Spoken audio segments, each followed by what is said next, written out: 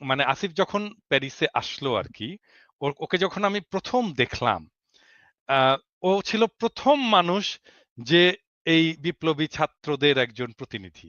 হ্যাঁ, ও যখন আমার সামনে আসলো, আমি এটা বিশ্বাস করতে পারিনি যে আমি আসিফকে দেখতেছি। আমি ওকে জড়ায় ধরলাম এবং জড়ায় ধরে কাঁদতে শুরু করলাম। হ্যাঁ, এবং কান্না, এবং আসিফও ঠায় দাঁড়ায় থাকলো। আমি জানি না আমি কতক্ষণ কাঁদছিলাম, বোধহয় 10-15 মিনিট কান।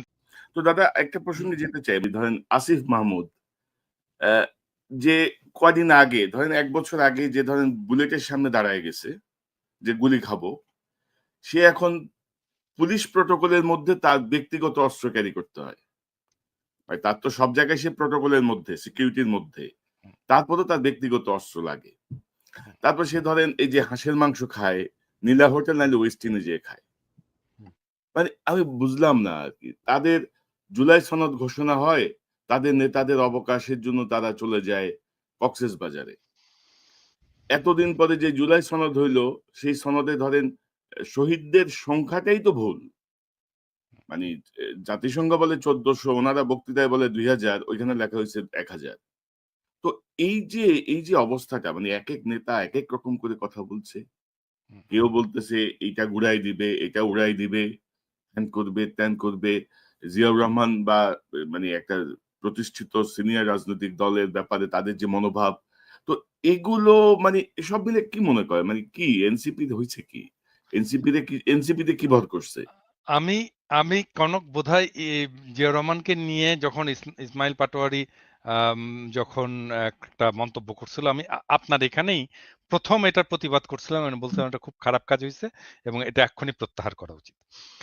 আসিফ প্রসঙ্গে বলি আর কি, আসিফ প্রসঙ্গে তো আমার ফেসবুকে এসে সবাই আসিফ কিছু করলেই আমাকে এসে ধরে, আসিফ কিছু করলে আমাকে এসে, আপনি কিছু বলেন না দাদা কেন? আসিফের এটা আসিফের আসিফের বক্তব্যটা একটু শুনো নাকি আমরা, এই হাসির আহ, মাংসের বক্তব্যটা?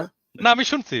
আপনি দর্শকদের জন্য ভাই দেখাইতে এটা শোনেন। নিয়ে আলোচনার আমার মনে হয় আচ্ছা মানে খাওয়া বলেন। দাওয়া নিয়ে এটা নিয়ে আলোচনা করছে, এটা আমি এত আচ্ছা, সিরিয়াস কিছু মনে থাক। করি না। ও আমি খাওয়া দাওয়া করছে ভাই। আসিফ না কি না না, এখন, মেটার আপনি কি হচ্ছে এখন মেটার মনে করেন হচ্ছে যে আসিফ এখন গুলিস্তানে যায় খাবে? না, বলেন। মেটার হচ্ছে নীলা হোটেল এবং ওয়েস্টিন আর কি, এটার আচ্ছা, মধ্যে। আচ্ছা, আমি একটু বলি, মানে এটা আমার দর্শকদের, এটা ইলিয়াস জানে আর কি, মানে বিষয়টা ইলিয়াস খুব পুরোপুরি জানে ঘটনাটা, যে আসিফের সাথে আমার কি সম্পর্ক। তো একটা, আমার সাথে আপনারা জানেন যে আমি আমি খুবই ইমোশনাল মানুষ, এবং সেই অর্থে আসিফের সাথে আমার একটা খুব ব্যক্তিগত ইমোশনাল একটা সম্পর্ক আছে। হ্যাঁ, খুবই ব্যক্তিগত ইমোশনাল সম্পর্ক আছে, এবং ইলিয়াস জানে যে আসিফকে আমি কম বকাবকি করি না, প্রচন্ড বকাবকি করি। মানে এই ছাত্রদের মধ্যে দুইজন আমার বেশি বকাবকি খায়, প্রথম আসিফ, আর নাম্বার 2 হচ্ছে হাসনাত। হুম, এবং আম, আমি কিন্তু চেষ্টা করি সব সময় যেন আসিফ কোনো ভুল না করে, কোনো মিস্টেক না করে, ওকে কাউন্সেল করা, ওকে শেখানো, ম্যানেজমেন্ট শেখানো। আমি এগুলো ছোটখাটো অনেক বিষয়ে তাকে সাজেশন দিই। এখন ছোট ছেলে, এখন ধরেন যদি কেউ বলে যে মানে আহ, আপনি আশকারা দিয়ে দিয়ে আসিফকে এরকম করছেন, বলতে পারে, যদি বলে। হ্যাঁ, কিন্তু আমি আসিফের প্রতি ওই স্নেহ, ওই ভালোবাসা, ওইটাকে আমি ওইটাকে আমি সবসময় নার্চার করব। হুম, আমি আসিফের এই কথাটা বলাটা ঠিক হয়নি, এই যে আমি ওয়েস্টিনে যাই, এই কথাটা বলাটা ঠিক হয়নি, এবং আমি আমি কিন্তু সত্যি খুব রাগ করছি আসিফের উপরে এই কথাটা বলাতে। কারণ কি জানেন, আমি আসিফকে খুব স্পেসিফিক্যালি এই ব্যাপারে, মানে আমার ছোট ভাই যদি মন্ত্রী হতো, আমি ওকে যেভাবে বা ইভেন ওটা আমার আমার ছেলের বয়স তো আসলে আসিফ কিসের ছোট ভাই, আমার ছোট ভাই তো অনেক বড়। আমার ছেলে যদি ইয়ে হতো, মন্ত্রী হতো, আমি তাকে যেভাবে তাকে ধরে ধরে ধরে ধরে ধরে ধরে শেখাতাম, আমি আসিফকে কিন্তু এই বিষয়গুলো শিখিয়েছি। আমি কিন্তু ওকে বলছি যে আসিফ তুমি আহ, তোমাকে খুব মিনিমালিজমের উপরে চলতে হবে, খুব অল্প জিনিসে তোমাকে তৃপ্ত থাকতে হবে, খুব বেশি জিনিস, তো তুমি যখন ভাত খাবে একটা তরকারি দিয়ে ভাত খাবে, একটার বেশি তরকারি নিবে না। আমি বলছি কেন নিবে না, কারণ তোমার দেশের মানুষ একটার বেশি তরকারি দিয়ে ভাত খেতে পারে না। তুমি তার জীবনটা বুঝতে পারবা না তুমি যদি এটা না করো, তুমি এই কাজটা করবে। আমি কিন্তু এক্স্যাক্টলি এই কথাটা বলছি।